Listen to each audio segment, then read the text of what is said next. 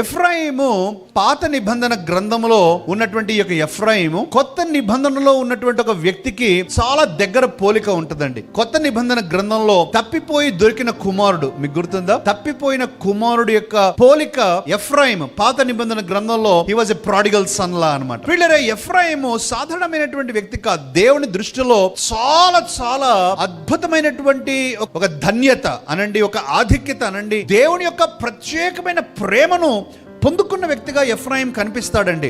ఎఫ్రాయిము గురించి దేవుడు ఎలా భావిస్తూ ఉన్నాడు, దేవుని యొక్క హృదయంలో ఎఫ్రాయిం యొక్క స్థానం ఏంటో మనకు అర్థం కావాలంటే కొన్ని విషయాలు మనం చదవాలండి. ఇర్మియా గ్రంథము 31వ అధ్యాయము 20th verse ప్రియులారా, ఎఫ్రాయిము నాకు ఇష్టమైన కుమారుడా, నా ముద్దు బిడ్డ, నేను అతనికి విరోధముగా మాట్లాడినప్పుడల్లా అతని జ్ఞాపకము నన్ను విడవకున్నది, అతని గూర్చి నా కడుపులో చాలా వేదనగా ఉన్నది, తప్పక నేను అతని కరుణింతును, ఇదే యెహోవా వాక్కు. ఏమంటున్నాడు ఎఫ్రాయిం గురించి? నాకు ఇష్టమైన కుమారుడా, నా ముద్దు బిడ్డ. వాట్ ఎ బ్యూటిఫుల్ వర్డ్స్ అండి. ఎవరి గురించి అని చెప్పాడు బైబిల్లో? నా ముద్దు బిడ్డ అని, నాకు ఇష్టమైన కుమారుడు అని ఎఫ్రాయిం గురించి చెప్తూ ఉన్నాడు.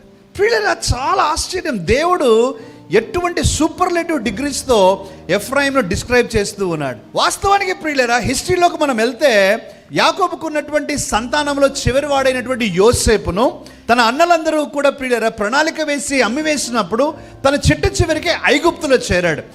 ఐగుప్తులో యోసేపుకు 2 పిల్లలు పుట్టారు ప్రియులారా. 2 పిల్లలు పుడితే నంబర్ 1 పెద్దవాడు మనష్షే, రెండవ వాడు ఎఫ్రాయిం. ఈ యొక్క మనష్షే ఎఫ్రాయిములు యాకోబు సంతానం కాదు, యోసేపు సంతానం. కానీ దేవుడు యోసేపు సంతానమైనటువంటి మనష్షేను ఎఫ్రాయిమును 12 గోత్రాల్లోనికి తెచ్చాడు. అనగా మనష్షే అర్ధగోత్రం అని, ఎఫ్రాయిం అర్ధగోత్రం, ఈ అర్ధగోత్రాలుగా తీసుకుని. కానీ దేవుడి యొక్క మాట చెప్తున్నాడు, నా జ్యేష్ఠ కుమారుడు కాదా? ఎందుకు అంత ఇష్టమైంది ప్రియులారా ఎఫ్రాయిం అంటే దేవునికి? ఎఫ్రాయిం అనే మాటకు అర్థము అభివృద్ధి, ఫ్రూట్ఫుల్. ఆ రోజులలో అనగా అబ్రహాము, యాకోబు, ఇస్సాకు ఆ రోజులలో తండ్రి జ్యేష్ఠ కుమారుని మీద తన కుడి హస్తాన్ని పెట్టి దీవిస్తాడు. అది ఒక సంప్రదాయం ప్రియులారా.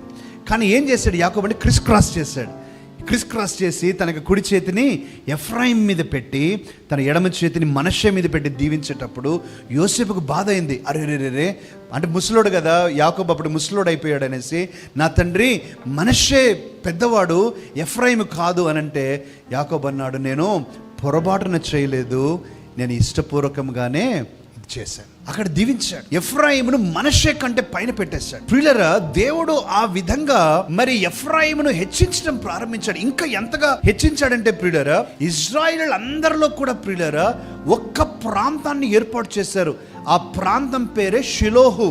ఆ షిలోహు ఉండేది ఎఫ్రాయిమీయుల మన్యంలో ఉంది. అనగా దేవుడు ఎఫ్రాయిమీయుల మన్యాన్ని, వారి స్థలాన్ని కోరుకొని నేను మీ మధ్యలో ఉండాలనుకుంటున్నాను,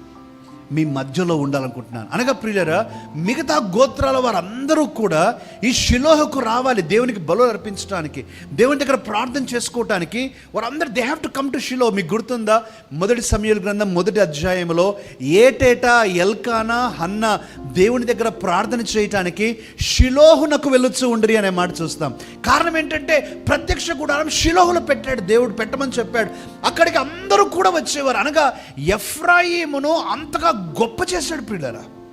అందరికంటే కనిష్ఠుడు, అందరికంటే చాలా చిన్నవాడు, కానీ అందరినీ కాదని దేవుడు ఏం చేస్తూ ఉన్నాడు? ఇప్పుడు ఇక ఎఫ్రాయిమును చాలా గొప్పగా చేసేసాడు.